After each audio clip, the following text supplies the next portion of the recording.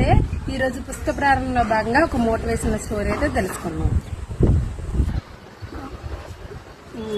రాము అనే ఒక average student ఉండేవాడు. తన ఎగ్జామ్స్ ముందు ఎప్పుడు కూడా నేను ఫెయిల్ అయిపోతాను, నాకు మ్యాథ్స్ రాదు, నాకు ఏమీ రాదు అని ఎప్పుడు ఫీల్ అవుతూ ఉండేవాడు. వాళ్ళ మదర్ ఇదంతా గమనించి ఒక పుస్తకం చదివి పుస్తకం అంతా కంప్లీట్ అయిపోయిన తర్వాత తను ఒక లైన్ చెప్పారనమాట.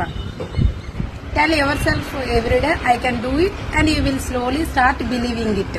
లైన్ అనేది చెప్పారనమాట వాళ్ళ మదర్. ఆ అబ్బాయికి ఆ లైన్ అనేది చాలా బాగా నచ్చింది.